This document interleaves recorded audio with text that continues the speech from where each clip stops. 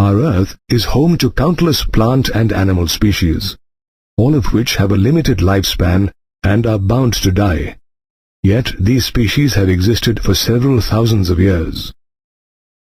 That's because living organisms can reproduce. That is, they give rise to offspring, which in turn grow and reproduce their own offspring of the same kind. This ensures survival of the species generation after generation.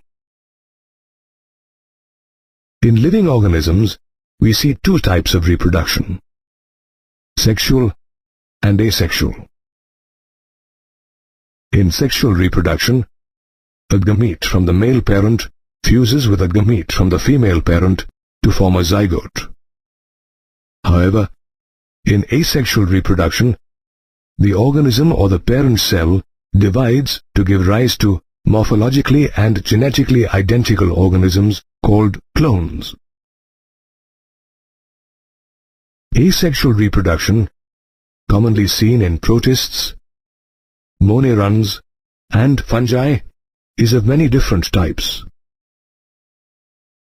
The amoeba, for instance, reproduces by binary fission, where the parent cell divides into two halves and each half develops into a daughter cell.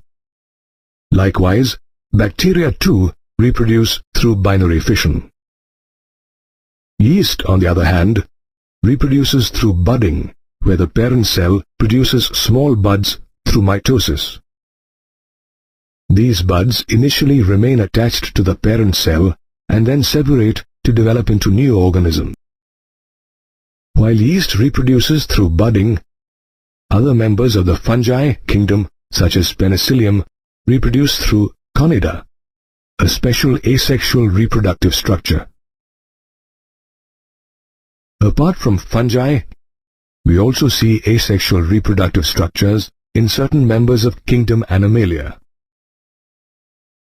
In the case of Hydra, buds which develop on the parent body serve as a means of reproduction. Likewise, the sponge produces internal buds called gamules that aid in asexual reproduction.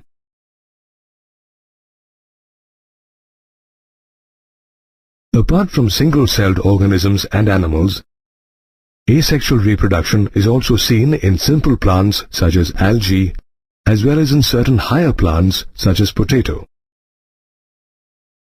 For instance, Chlamydomonas, a type of algae, develops zoospores which later mature into new plants. However, during unfavorable conditions, Chlamydomonas, as well as other types of fungi and algae, undergo sexual reproduction. In higher plants, asexual reproduction, commonly known as vegetative propagation, takes place through vegetative propagules, specialized structures which emerge from different parts of the plant. For instance, the stem of a potato plant is dotted with buds known as eyes, which later germinate into new plants. Whereas in a ginger plant, modified stems or rhizomes having nodes and buds act as a means of vegetative propagation.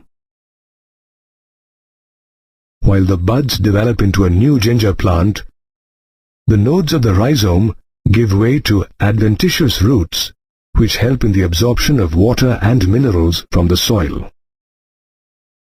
Bryophyllum, on the other hand, have notches on the margin of their leaves that give rise to adventitious buds that fall off and later germinate into new plantlets.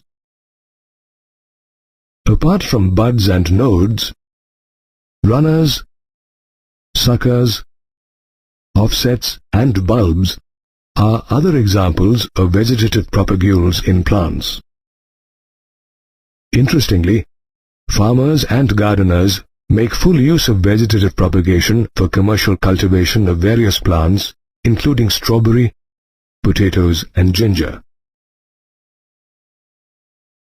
Vegetative propagation, however, can turn into a problem in certain cases, like the fishermen of Bengal have discovered. water hyacinth, an aquatic plant with a phenomenal rate of vegetative propagation, is choking the Bay of Bengal and killing millions of fish, thereby ruining the livelihood of the fishing community. Asexual reproduction, an important biological process that ensures continuity of life, occurs differently in different organisms. Reproduction, an important biological process occurring in living organisms, ensures continuity of life.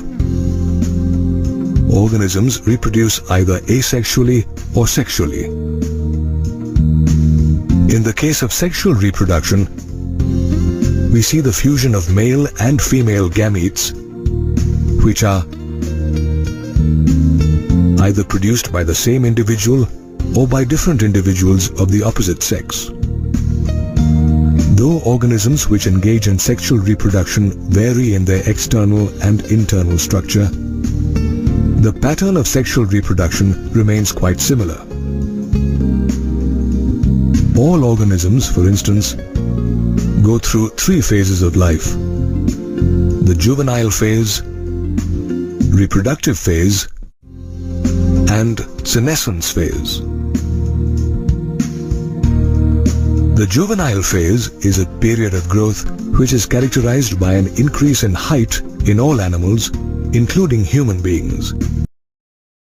Whereas in plants, we see the emergence of new leaves during the juvenile phase. Did you know that in plants, the juvenile phase is known as the vegetative phase? Interestingly, the duration of the juvenile or vegetative phase varies in different organisms.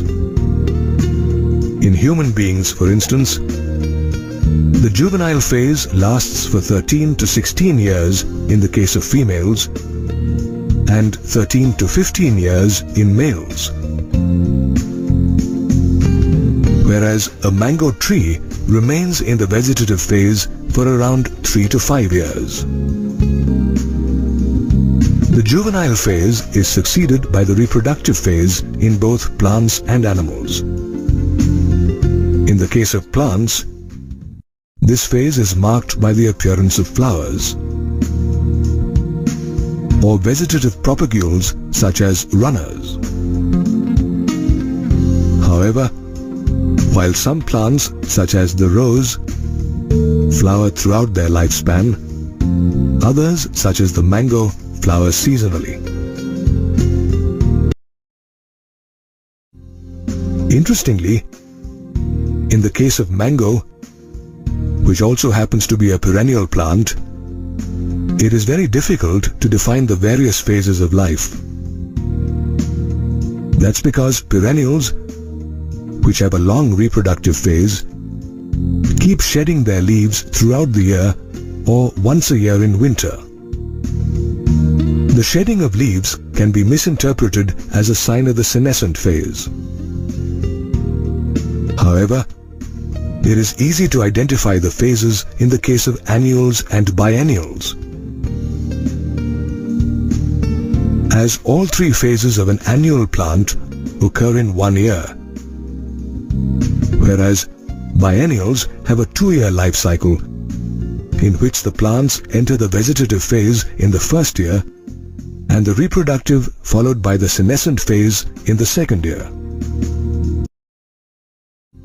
Did you know that certain plants such as bamboo flower only once in 100 years, produce fruits and then die?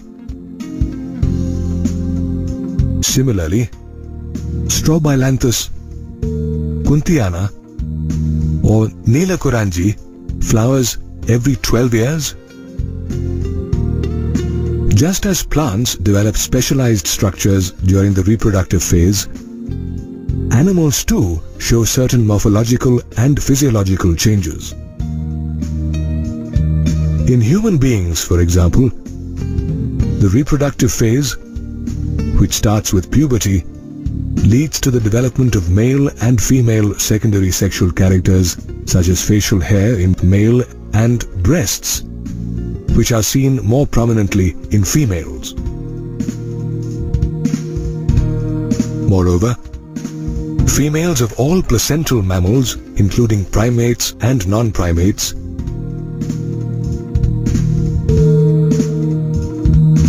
demonstrate cyclical changes in the activities of their ovaries and accessory ducts, as well as hormones during the reproductive phase. Known as the menstrual cycle in primates and the estrous cycle in non-primates, these cycles stop once the female becomes pregnant and resume after the female has given birth to offspring. Moreover, placental mammals, especially those living in the wild, exhibit these cyclical changes as well as breed only during favorable seasons. These mammals are therefore called seasonal breeders. Sheep, for instance, have spring as their favorable season for breeding. Breeding during spring allows for the birth of lambs at an optimal time. That is, when the weather is warm and there is plenty of grass and water available in nature. In human beings, on the other hand, the females experience the menstrual cycle and are active throughout their reproductive phase. They are therefore called continuous breeders. The end of the reproductive phase in living organisms coincides with the beginning of the senescent phase, during which we see changes such as senility, non-existence of the menstrual or estrous cycle, and slowing of metabolism. Senescence ultimately leads to death.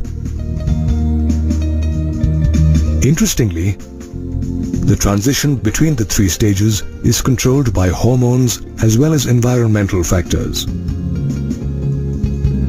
For instance, the release of the hormone estrogen triggers the menstrual cycle in girls. Moreover, girls living in tropical regions experience menstruation at an earlier age than those living in temperate regions. In most organisms, the reproductive phase plays a crucial role as it ensures continuity of life. The birth of an offspring is perhaps one of the most important and joyous events in the life of a sexually reproducing organism.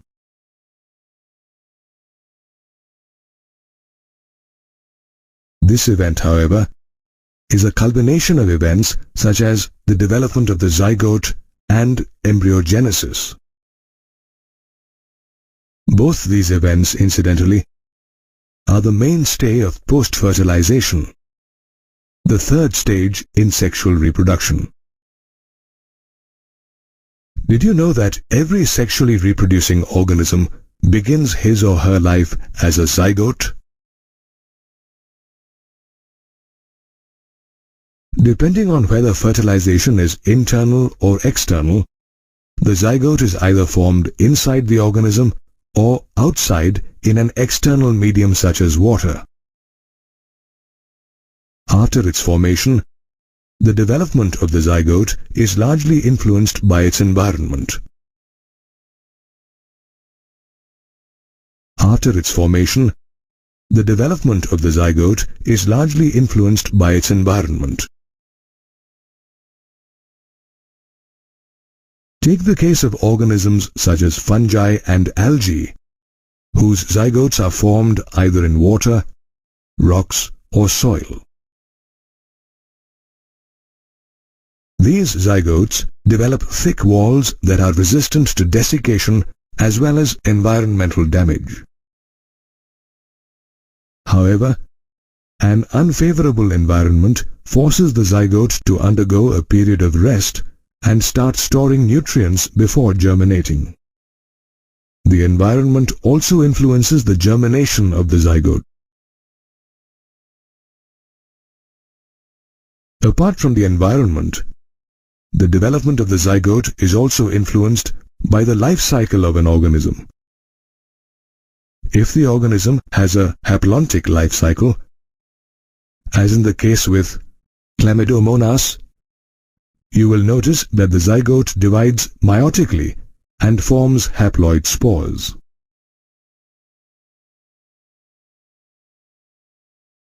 However, in the case of a fern, a pteridophyte with a haplodiplontic life cycle, the zygote divides mitotically to form a sporophyte. After the initial development, the zygote slowly starts metamorphosing into an embryo through a process known as embryogenesis. During this process, the zygote starts to divide mitotically, which results in an increase in the number of cells. Simultaneously, the zygote also undergoes cell differentiation, a process during which groups of cells go through modification to form different tissues and organs.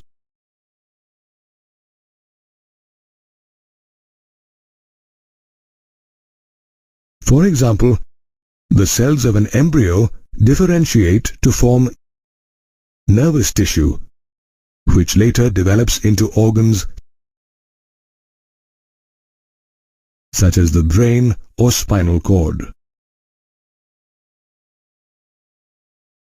Embryogenesis, which occurs in almost all animals, can take place inside or outside the body of the female.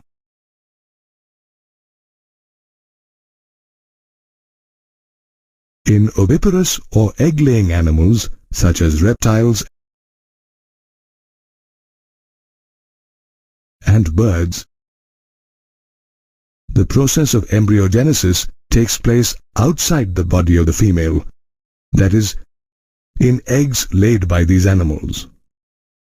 The eggs, covered by a hard calcareous shell, are usually laid in a sheltered place such as pens and treetops to keep them safe from the prying eyes of predators. Once the incubation period is over, the young ones hatch from these eggs. In the case of viviparous animals such as mammals, the process of embryogenesis occurs inside the body of the female. The embryo derives all its nourishment from its mother and begins to develop into a young one. After attaining a certain stage of growth, the young one is ready to emerge from the body of the female. Did you know that the young ones of viviparous animals have a better chance of survival than the young ones of oviparous animals, as the body of a female offers better nutrition and protection than an eggshell?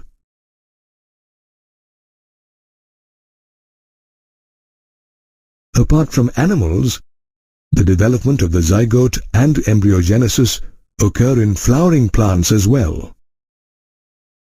Interestingly, the formation and subsequent development of the zygote inside the ovule triggers the withering of other parts of the flower, including the sepals, petals, and stamens.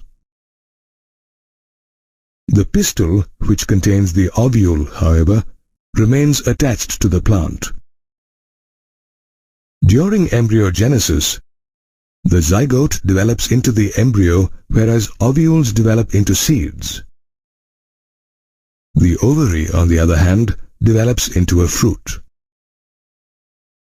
The fruit is covered with pericarp, a thick wall that protects the seeds and the embryo.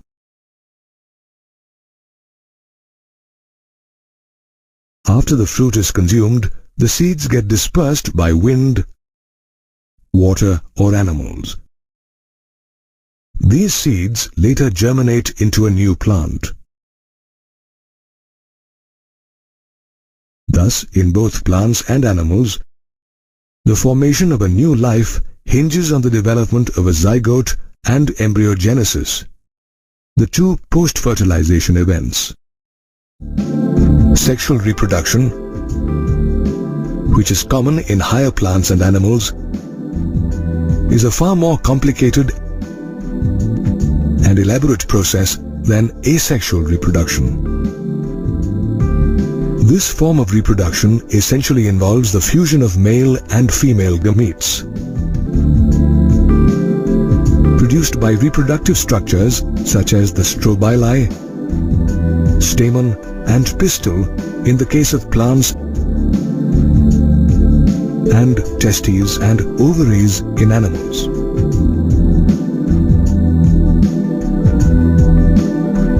Interestingly, while some organisms are endowed with both male and female reproductive structures, others possess only one of either reproductive structure. For instance, gymnosperms such as pinus possess both male and female strobili and are called bisexual or monoecious plants. Cycas, on the other hand, has the male and female strobili growing on different trees and is known as a dioecious or unisexual plant. Angiosperms too comprise a variety of monoecious and dioecious plants.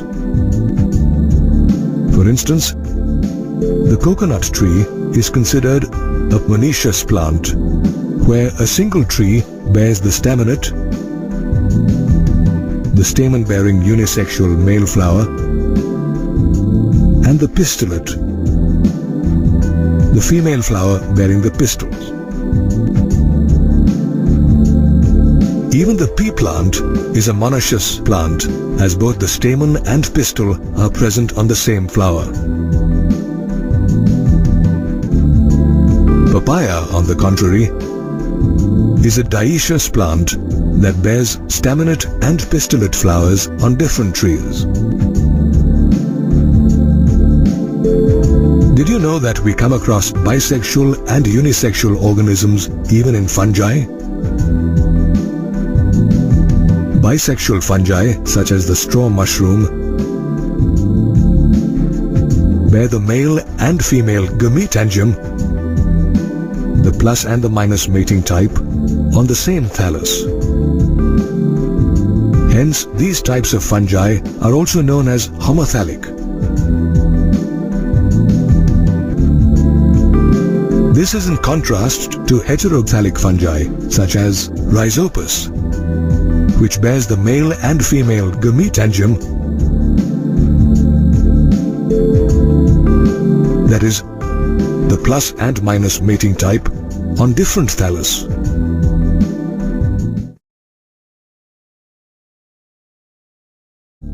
Apart from fungi, we also see unisexual and bisexual organisms in the animal kingdom.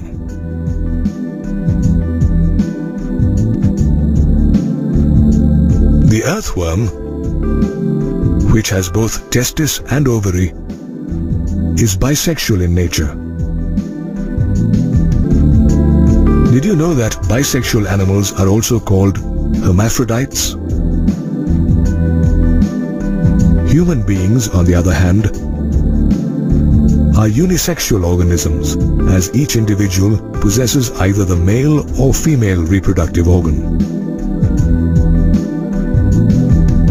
Regardless of whether organisms are unisexual or bisexual, reproductive structures play an important role in sexual reproduction, a process that's divided into three distinct stages, namely the pre-fertilization, fertilization, and post-fertilization stage. The pre-fertilization stage is the first stage in sexual reproduction and includes gametogenesis and gamete transfer, events that occur prior to the fusion of gametes. Gametogenesis refers to the process of formation of the haploid male and female gametes due to cell division in the parent body. The type of cell division is decided by the nature of the parent body. Haploid organisms such as moss, a type of bryophyte, produce gametes by undergoing mitotic division. Apart from bryophytes, other haploid organisms belonging to fungi and algae too produce gametes by mitotic division.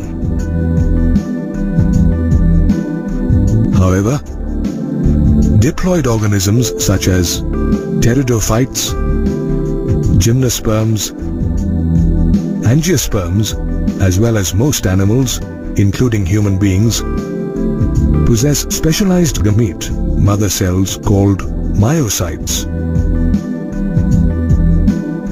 that undergo meiosis or reduction division, forming haploid gametes. These haploid gametes aren't morphologically similar, and hence they are called heterogametes. Moreover, while the male gamete is called the antherozoid or sperm, the female gamete is called the egg or ovum.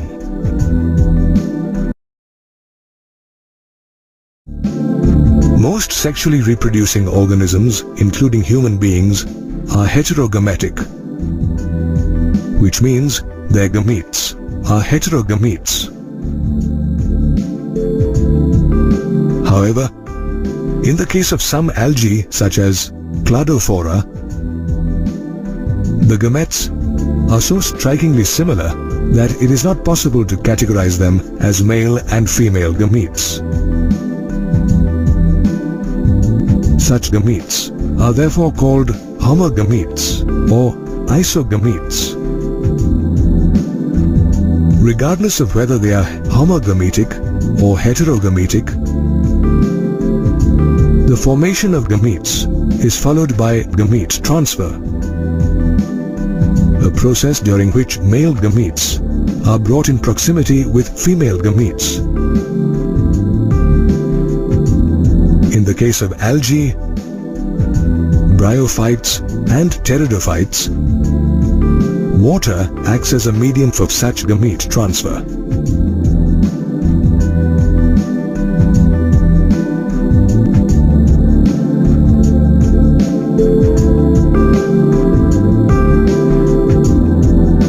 The motile male gametes produced by these plants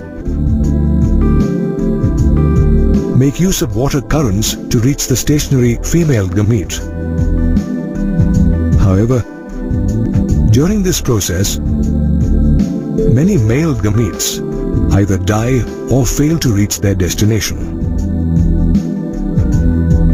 To overcome this lacuna, most plants produce several thousand male gametes to ensure that at least some of them reach the female gamete. While water facilitates the transfer of gametes in lower plants, wind, bees and insects facilitate the transfer of gametes in higher plants, including angiosperms. In these plants, the anther contains pollen grains which contain the male gametes. The female gamete, on the other hand, lies inside the ovule, a part of the ovary, which together with the style and stigma comprises the pistil. For fertilization, it is necessary for pollen grains to be deposited on the stigma so that they reach the embryo sac. This deposition occurs in different ways in different plants. In the case of monoecious plants, such as the pea plant, the anther sheds the pollen grains soon after they have matured, which then fall on the stigma. In the case of dioecious plants, the transfer of pollen grains to the stigma takes place through pollination, a process in which wind, insects or bees deposit the pollen on the stigma.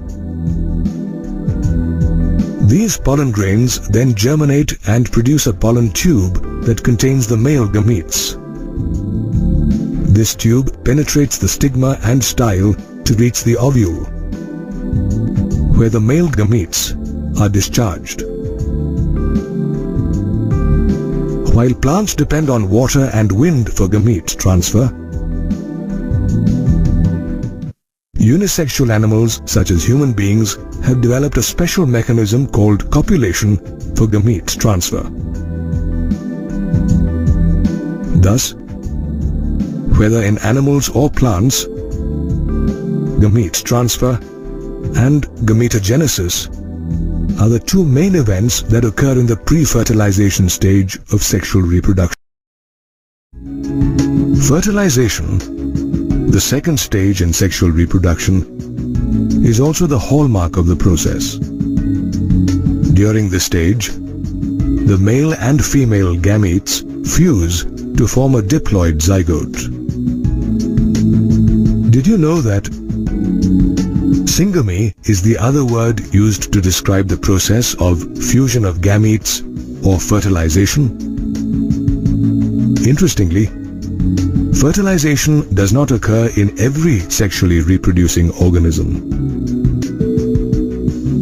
In certain organisms, such as turkey, rotifers, honeybees, and even some lizards such as Nemidophorus neomexicanus, a process called parthenogenesis takes place. In this process, the female gamete does not fuse with the male gamete, but undergoes developments such as cell division or chemical changes to form new organisms. Parthenogenesis, however, occurs only in a few organisms.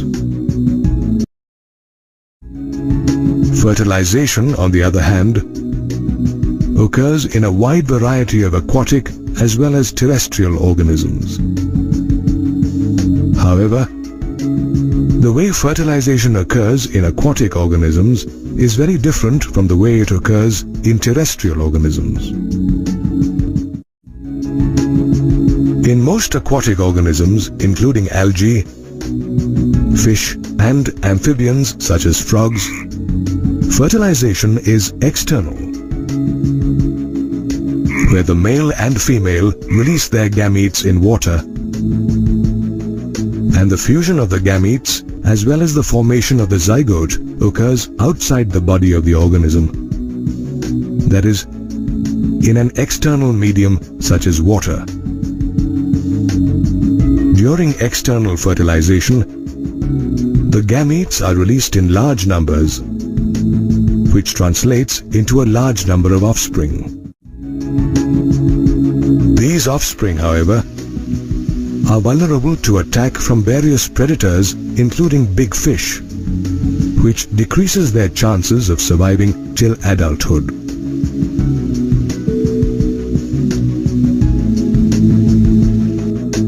Interestingly, frogs and other organisms, including fish that engage in external fertilization, undergo several bodily changes during the breeding season to attract mates. Take the case of the three-spined stickleback, where both the male and female sport a silvery white belly. However, during the breeding season, the belly in the male changes to bright red, and in females, pale yellow. However, such changes occur synchronously,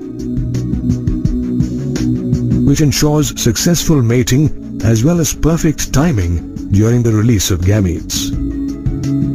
This enhances the chances of successful fertilization.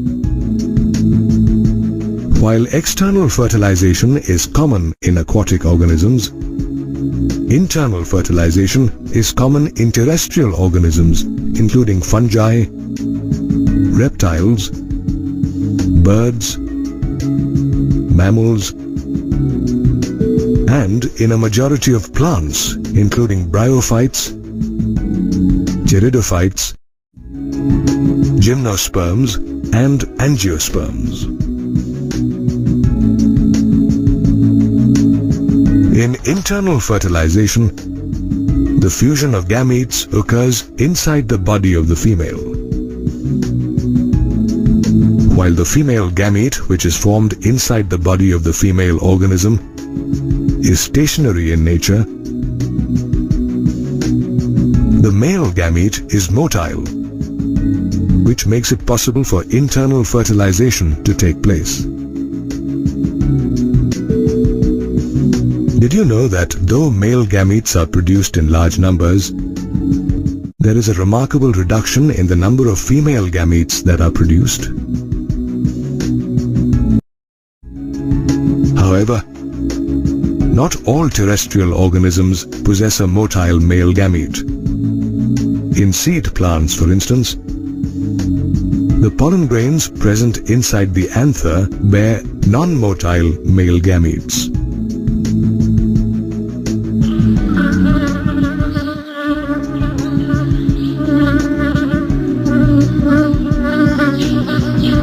These pollen grains, therefore, depend on agents such as the wind, bees, and insects to carry them to the stigma. When these pollen grains are deposited on the stigma, they germinate to form a pollen tube. This tube then travels downwards towards the ovule, where it discharges the male gamete.